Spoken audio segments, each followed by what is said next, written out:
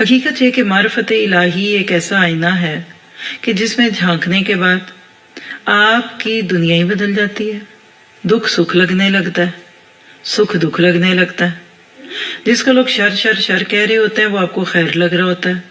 اور آپ کہتے ہیں کہ اللہ تعالیٰ آپ نے یہ جو کچھ بھی معاملہ میرے ساتھ کیا ہے یہ ذرا دوسروں کو بھی تو دکھا دے.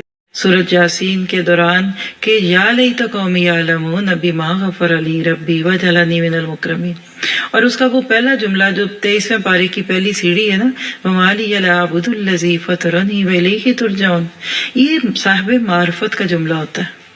جس کو اللہ کی توحید سمجھ آ جاتی ہے نا وہ چپکے چپکے مسکرا رہا ہوتا ہے جب لوگ گھبرا رہے ہوتے ہیں، جب لوگ پریشان ہو رہے ہوتے ہیں. اس کو وہ پیچھے وہ جو مومن کافر کے ساتھ یا غیر مسلم کے ساتھ قیامت کے دن معاملہ ہونا ہے نا، معرفت الہی پانے والے کے ساتھ وہ معاملہ اس دنیا میں ہونے لگتا ہے.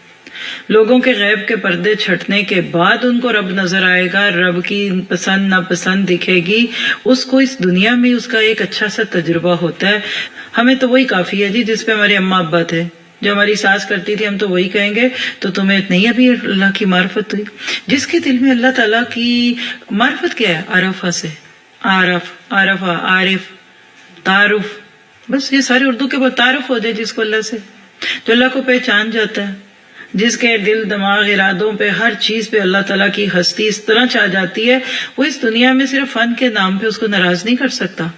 وہ دوسروں کو خوش کر رہا ہوتا ہے، اوپر سے اس کو دکھ رہا ہوتا ہے اللہ کو میرے پہ غصہ آ رہا ہے.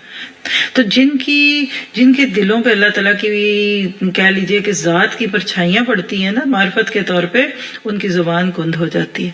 کہ جب ایمان پکتا ہے تو پھر وہی بات ہے کہ لا تدرکہ الابصار، اس کو آنکھیں تو نہیں دیکھ سکتی لیکن وَهُوَ يُدْرِكُ، وہ آنکھوں کو یدرک الابصار، وہ آنکھوں کو دیکھ لیتا ہے. یعنی پھر وہی بات ہے کہ حضرت جبرائیل والی جو روایت ہے کہ اللہ کو ایسے نماز ایسے پڑھو جیسے تم اللہ کو دیکھ رہے ہو، کانک تراہ.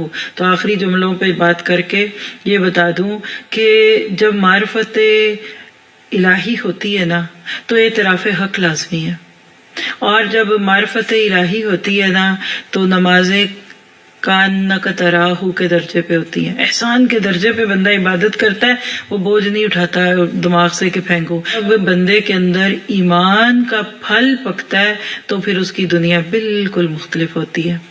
اور آخری بات وَنُقَلِّبُ أَفْئِدَتَهُمْ وَأَبْصَارَهُمْ، پھر ایک وقت ایسا آتا ہے کہ حق کو جھٹلاتے جھٹلاتے لوگ اس سٹیج پہ پہنچ چکے ہوتے ہیں کہ اللہ کہتا ہے ہم ان کی متی مار دیتے ہیں، ان کی آنکھیں ان کے دل پھٹ جاتے ہیں اور ان کو سب کچھ نظر آتے ہوئے بھی کچھ نظر نہیں آتا. اور مجھے ہے حکم ازاں لا الہ الا اللہ، دل پھٹا جاتا ہے. یہ ہو نہیں سکتا کہ آپ کو اللہ کی معرفت ہو اور آپ حکم ازاں نہ دیتے پھریں، آپ دنیا میں لا الہ الا اللہ کی دہائیاں نہ دیتے پھریں، یہ ناممکن ہو جاتا ہے. آپ یہ تصور بھی نہیں کر سکتے کہ آپ اللہ تعالیٰ کے ساتھ اپنا معاملہ درست رکھیں اور پھر اللہ کی باتیں نہ کریں، پھر گلی گلی کوچا کوچا آپ اللہ کے دین کے نمائندے بنتے ہیں. میری زندگی کا مقصد تیرے دین کی سرفرازی، میں اسی لیے مسلمان، میں اسی لیے نمازی. پھر بندہ روتا ہے دھوتا ہے اور وہ کہتا ہے کہ اللہ مجھے ضائع نہ کرنا، اے اللہ تعالیٰ میرے ساتھ معاملہ اچھا کرنا.